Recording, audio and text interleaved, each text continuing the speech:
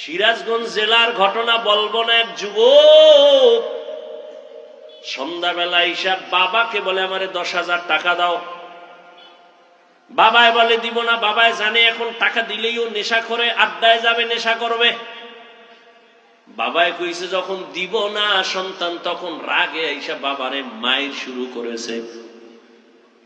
মারতে মারতে বাবাকে রক্তাক্ত করে মা আসছে ফিরাইবার জন্য, মাকেও লাথি মেরেছে। শেষ পর্যন্ত ঘর থেকে বের হইয়া বাইকটা নিয়ে বের হয়ে গেল।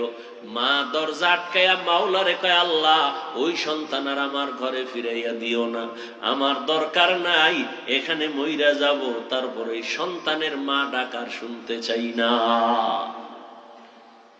একজন আল্লাহর ওলি আমাকে ঘটনা বলছেন, তিনি কয়েক মাস আগে দুনিয়া থেকে বিদায় হয়ে গেছেন। বাংলাদেশের একজন বড় বুজুর্গ আল্লাহওয়ালা। ওই আল্লাহওয়ালার ভক্তবৃন্দ ওই নাটোর সিরাজগঞ্জে হাজারো হাজার, অভাব নাই। এরে আল্লাহর বান্দা ভালো করে বুঝো, এখনো সময় আছে, তওবা করে নেও। এই যে আমি এতক্ষণ বয়ান করতেছি, অনেকে কি কি জানি ভাবতেছো না। আমি কিন্তু একবারও বলি না সব হুজুর হয়ে যাও, একবারও বলি না আমার মতো পাঁচকল্লি টুপি লাগাও। আমি কওমি মাদ্রাসার তাজা সন্তান, একবারও বলি নাই তুমি কওমি মাদ্রাসায় যাও। আমি তাবলীগের লাইনের সন্তান, একবারও কিন্তু বলি নাই তুমি তাবলীগে যাও। আমি পীর সাহেবের মুরিদ।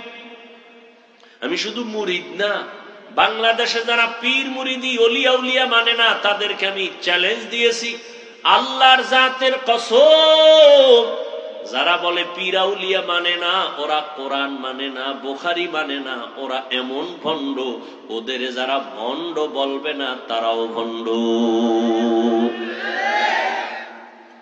যারা ওলিয়া উলিয়া মানে না, ওরা কোরআন মানে না, বুখারী মানে না। কিন্তু আমি একবারও কাউকে বলি নাই তুমি পীরের কাছে যাও। তাহলে আমি এত চিল্লাইয়া বয়ান করার মূল টার্গেটটা কি আমার? 1 মিনিট পরে আমি বলতেছি, যুবক বাবারা, তুমি স্কুলে পড়ো, কলেজে পড়ো, চাকরি করো, ব্যবসা করো, কোনো বাধা নাই রে বাবা। আমি দোয়া করি, কলিজা দিয়া দোয়া করি রে যুবক, তুমি স্কুল কলেজে পড়ে একজন ডাক্তার হও, ইঞ্জিনিয়ার হও, প্রফেসর হও, ব্যবসায়ী হও, চাকরিজীবী হও, তবে আমার একটা ছোট্ট দাবি, তুমি কোনদিন বেয়াদব হইও না রে বাবা। বলবা হাফিজ ভাই বেয়াদব হব না, তার ব্যাখ্যা কি? 3টা জায়গায় বেয়াদবি করবা না তো ধ্বংস, মরার আগেই তুই শেষ। মরবি না কিন্তু ভুগতে থাকবি, ধুকে ধুকে কষ্ট পাবি। 3 জায়গায় বেয়াদবি করলে তোর জীবন বরবাদ, রুহু থাকবে, দেহ থাকবে না। 1, মা বাবার সাথে বেয়াদবি করা যাবে না, করলেই তোর জীবন ধ্বংস। 2, শিক্ষকের সাথে বেয়াদবি করা যাবে না। 3, উলামায়ে কেরামের সাথে বেয়াদবি করা যাবে না। যদি মা বাবার সাথে বেয়াদবি করার বরদোয়াটা চলে আসে, কোন মা বাপ বরদোয়া দেয় না, যখন কষ্ট পায় বলে আহ এটা একটা আগুন, এই আগুনটা তোর কপালে যদি লেগে যায় তোর কপাল মন্দ। শিক্ষক যদি তোমার আচরণে কষ্ট পায় বলে আহ, এই কষ্টের নিঃশ্বাস আগুন হইয়া তোকে ধ্বংস করে ফেলবে। উলামায়ে কেরাম কষ্ট পেয়ে যদি আহ নিঃশ্বাস ফেলে তোমার জীবন ধ্বংস হয়ে যাবে। এই বাংলাদেশে যত ঝামেলা দেখো শুধু আলেমদের সাথে বেয়াদবির কারণে। এরে আল্লাহর বান্দারা, কোরআন হেদায়েতের জন্য দিলেন, মুত্তাকিন আল্লাহর ভয় যারা করবেন, ওই আল্লাহর ভয় অন্তরে জমা করো। আল্লাহর ভয় অন্তরে আসলে বান্দা গুনাহ করবে না। আমিও তো মানুষ, তুমিও মানুষ। আমি চাইলে দাড়ি কেটে প্যান্ট শার্ট টাই পরে চলতে পারি, কেউ আমাকে বাধা দিবে না। কিন্তু না, শীতের মধ্যে ঠান্ডা পানি দিয়ে অজু বানাইয়া নামাজ পড়া যে কত কষ্ট, তারপরেও নামাজ ছাড়ি না রে বাবা। দাড়ির কারণে যৌবনের ভাব চলে যায়, কম বুঝি না, পাগল হই নাই রে যুবক। মেধা নষ্ট হয় নাই। আমি যদি এখন দাড়ি কাইটা চলতাম কেউ আমারে বাধা দিত না, আমি যদি প্যান্ট শার্টটাই পরে চলি কেউ বাধা দিত না। কিন্তু না, টুপি মাথায় দেই, নামাজ ছাড়ি না, বেপরদায় চলি না, কারণটা কি? বরং তোমাকে পায়ে ধরে ধরে বুঝাই, ও যুবক, এর একমাত্র কারণ আমার আল্লাহর কোরআন সত্য, নবীর কথা সত্য, কোনো মিথ্যা নাই রে বাবা। গুনাহগার যারা তাদের জন্য জাহান্নাম, নেক আমলওয়ালারা জান্নাতের পথে যাবে। ও আমার যুবক, জবানটা খুলে জবাব দাও, আল্লাহর কোরআন তোমার ঈমান কি বলে? কোরআন কোনো ভুল আসেনি? এবার আবার বলো, কোরআনের মধ্যে জান্নাতের বয়ান আসেনি? বলো, কোরআনে জাহান্নামের বয়ান আসেনি? কে জান্নাতে যাবে, কে জাহান্নামে যাবে আল্লাহ তাও বলেছেন, ইন্নাল আবরারা লাফি নাঈম ওয়া ইন্নাল ফুজ্জারা লাফি জাহিম। নেক আমলওয়ালারা জান্নাতি, গুনাহগার যারা তারা জাহান্নামী। জান্নাতটা কেমন আরামের ঘর আল্লাহ তাও কোরআনে বয়ান করেছেন, জান্নাতিন তাজরি মিন তাহতিহাল আনহার। জাহান্নামটা কেমন ভয়ঙ্কর আল্লাহ তাও বয়ান করেছেন, ওয়াইলুল লিকুল্লি হুমাযাতিল লুমাযা আল্লাযী জামাআ মালান ওয়া আদ্দাদা ইয়াহসাবু আন্না মালাহু আখলাদা কাল্লা লা ইউনবাযান্না ফিল হুতামা ওয়া মা আদরাকা মাল হুতামা নারুল্লাহিল মুকাদা। ও যুবক, মোবাইলে বাংলা কোরআন ডাউনলোড করো না, জীবনভর তো খালি আকামি করলি। ভালো দিয়ে একটা কাজ কর, বাংলা কোরআন লেখা কোরআন মোবাইলে ডাউনলোড কর।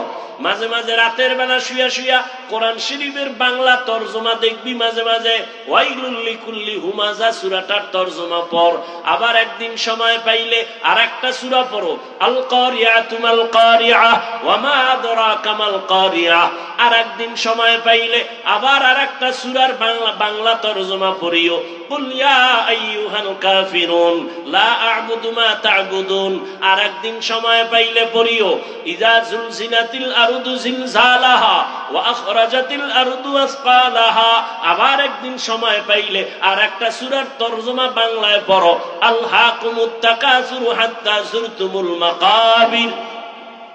এগুলো সব জাহান্নামের বয়ান। গুনাহগারের জন্য কেমন জাহান্নাম আল্লাহ বানায় রাখছেন, মারাত্মক। আল্লাহর কোরআন যদি তোমার অন্তর বলে সত্য, গুনাহ নিয়ে কবরে গেলে জাহান্নামের আগুনে জ্বলতে হবে তাও সত্য, হাসরের মাঠ বড় ভয়ঙ্কর হবে। ও যুবক, এই জমিন হবে কিয়ামতের মাঠেই জমিন, সূর্য নিচে চলে আসবে, আরাফার ময়দান হবে, আল্লাহর বিচার আলায় আদালত। গুনাহগার হাসরের মাঠে সব নারী পুরুষ উলঙ্গ দাঁড়াবে। রহমতের নবী আম্মা জান আয়েশার ঘরে বসে কান্না করেন। আম্মা জান আয়েশা রাদিয়াল্লাহু আনহা বলেন, ইয়া রাসূলুল্লাহ, আপনি আমার হুজরায় বসে কান্না করেন, তার কারণ কি? আম্মা জানের জবাবে নবী বলেন, ও আয়েশা, আমি তিনটা কারণে বেশি বেশি কান্না করি। এক, আমার বিবি খাদিজার কথা মনে পড়লে কাঁদি। আর এক, আমার তায়েফের ময়দানের কষ্টের কথা মনে পড়লে কান্না করি। আর একটা হলো কিয়ামতের ময়দানের কথা স্মরণ হলে কান্না করি। আমার উম্মতের উপায় কি হবে? হাসরের ময়দানটা তো ভয়ঙ্কর হবে, নারী আর পুরুষ সব উলঙ্গ দাঁড়াবে। আম্মা জান আয়েশা বলেন, ইয়া রাসূলুল্লাহ, নারীরাও উলঙ্গ পুরুষেরাও উলঙ্গ? বলে, হ্যাঁ। কেউ কি কারো দিকে তাকাইয়া লজ্জা পাবে না রে নবী? মায়ার নবী বলেন, ও আয়েশা, এমন কঠিন হালাত হবে হাসরের ময়দান, একজন আর একজনের দিকে তাকাবারও হুঁশ থাকবে না রে আয়েশা। ও আমার যুবক, এই জাহান্নামের ভয়টা যার অন্তরে ঢুকছে, সে স্কুলে পড়িয়াও নামাজ ছাড়ে না। জাহান্নামের ভয় যার অন্তরে ঢুকছে, সে র্যাব, আর্মি, পুলিশ, বিডিআরের চাকরি করিয়াও নামাজ ছাড়ে না। নাই এরকম? তুমি কেন পারো না রে যুবক? তোমার মতো যুবক রাস্তায় গাড়ি চালায় নামাজ পড়ে, নদীর মধ্যে মাছ ধরে নামাজ পড়ে, রাস্তায় গাড়ি চালায়, ময়দানে কৃষি কাজ করে নামাজ পড়ে, স্কুলে পড়ে, কলেজে পড়ে, নামাজি অভাব নাই ছাত্র। তুমি কেন পারো না রে বাবা? তোমার মতো যুবক ডাক্তার, প্রফেসর, ইঞ্জিনিয়ার, নামাজির অভাব নাই, তুমি কেন পারো না? আসলে তোমার অন্তরে জাহান্নামের আযাবের ভয় নাই। রহমতের নবী কান্না করেন, ও আয়েশা, কিয়ামতের দিন এমন ভয়ঙ্কর হালাত হবে, সূর্যের গরমে মানুষগুলো পাগলের মতো হয়ে যাবে, অন্যদিকে জাহান্নামের আওয়াজ, জাহান্নাম চিল্লাইবে আর বলবে, হে আল্লাহ, বেনামাজি গুনাহগার গুলো কই? আমার পেটের ভেতরে দাও, আমার পেটে ক্ষুধা। আল্লাহ বলবে, জাহান্নাম অপেক্ষা করো, বিচার করে নেই। ও পর্দার আড়ালের আম্মা জানেরা, বোনেরা, আপনাদের মতো কত মা, কত বোন এখনো আছে বেপর্দায় চলে না, নামাজ ছাড়ে না, মোবাইলে সময় নষ্ট করে না। এরে আম্মা জান, আপনারা কেন পারবেন না? একটা নেককার সন্তান জমিনে রেখে যান, সন্তানটাকে ডাক্তার বানাবেন, তবে দাবি বেয়াদব যেন না হয়। আপনার সন্তানের ব্যবহারে মা বাবা, শিক্ষক, আলেম ওলামা কখনো যেন কষ্ট না পায়। সন্তানটাকে আদর্শওয়ালা ইঞ্জিনিয়ার বানায় যান, কোরআন পড়িয়া পড়িয়া আপনার জন্য দোয়া করবে, নামাজ পড়বে, ডাক্তার হলেও নামাজ পড়বে, আপনার জন্য দোয়া করবে। এরে মা, এখনো তওবা করেন, জীবনে আর বেপরদায় চলবেন না, স্বামীর মাল নষ্ট করবেন না, মোবাইলের সময় অযথা কাটাবেন না, 5 ওয়াক্ত নামাজ পড়বেন, আল্লাহর কাছে দোয়া করবেন, সন্তানটাকে আদর্শওয়ালা বানানোর মেহনত করবেন। আপনাদের কারণেই তো দুনিয়ায় সন্তান ভালো ভালো সন্তান আসছে। এ দুনিয়ায় মায়ের বরকতেই সন্তান ভালো, এ কারণে মায়ের মূল্য অনেক বেশি। এই স্টেজের ভেতরে কয়েকটা ছেলের মাথায় আমরা পাগড়ি দিলাম, কোরআনের হাফেজ, এদের সিনার মধ্যে কোরআনটা জমা হয়ে গেছে, এদের মা বাবার জীবন বড় ধন্য। এরে আম্মা জানেরা, তওবা করেন, আর গুনাহ করবেন না, নামাজ ছাড়বেন না, বেপরদায় চলবেন না, মা বাবার দোয়া নিয়ে চলবেন, স্বামীর মাল হেফাজত করবেন। ও বৃদ্ধ বাবাজিরা, তওবা করেন। আপনার মতো কত বুড়ারা মসজিদে গিয়া নামাজ পড়ে, আপনি কেন পারেন না? ও আমার যুবক বাবারা, এখনো সময় আছে, মা বাবার দোয়া নিয়ে সামনে আগাও। তোমার মতো যুবক যদি স্কুল কলেজে পড়ে, জেনারেল লাইনে থাইকা দিনের পথে চলে, নামাজ পড়ে, মনেরে বুঝাইয়া তওবা করো, আর মনে মনে আল্লাহকে ডাকো, হেদায়ার মালিক, জীবনে তো গুনাহ কম করি নাই, নামাজ কম সারি নাই, আজকে থেকে তওবা করে ফেললাম, আর নামাজ ছাড়বো না, বেপরদায় চলবো না, দাড়ি কাটবো না, মা বাবার সাথে বেয়াদবি করবো না। ওলামায়ে কেরামের পরামর্শ নিয়া, শিক্ষকের দোয়া নিয়া, নবীর আদর্শ মেনে চলবো, আল্লাহর ভয় তাকওয়ার উপরে চলবো, গুনাহ মুক্ত হইয়া নবীর তরিকা মানবো। তওবা যদি করতে পারো, আল্লাহ পাক এখন তোমার জীবনের সব গুনাহগুলো মাফ করে দিবেন। তওবার নিয়ত যাদের আছে জানি না, শুরুতেই বলেছিলাম, কপাল যদি খারাপ হয়, নবীজির বয়ান শুনিয়াও আবু জাহাল কালেমা পড়ে না, আর যদি কপাল খুলিয়া যায়, নবীকে জবাই করতে আসিয়াও কালেমাওয়ালা হয়। জানি না এই ময়দানে আবু জাহালের মতো শক্ত অন্তরওয়ালা কারা, কার কপালে তওবা নসিব হবে না, আবার কারা যেন ওমরের মতো অন্তর নিয়ে বসছে, গুনার কথা স্মরণ করে এমন ভাবে তওবা করবে, আজ থেকে আর নামাজ ছাড়বে না, ফজরে মসজিদে গিয়া হাজির হয়ে যাবে। তওবার মতো যদি কারো অন্তর তৈরি হয়, মুনাফিকি যদি অন্তরে না থাকে, খাঁটি তওবার নিয়ত যাদের আছে, আল্লাহর কাছে দুটো হাত উঁচু করে দেখাইয়া দাও, আয় আল্লাহ আমাদের তওবা কবুল করে নেন, আয় আল্লাহ মাহফিল কবুল করে নেন, আয় আল্লাহ আমরা তওবার নিয়তে হাত তুলেছি, কারো হাত খালি ফিরাইয়া দিয়েন না, আয় আল্লাহ 5 ওয়াক্ত নামাজি বানায়া দেন, তওবার উপরে মরণ পর্যন্ত নবীর আদর্শ মেনে চলার তৌফিক দান করেন, আমিন। আলহামদুলিল্লাহি রাব্বিল আলামিন।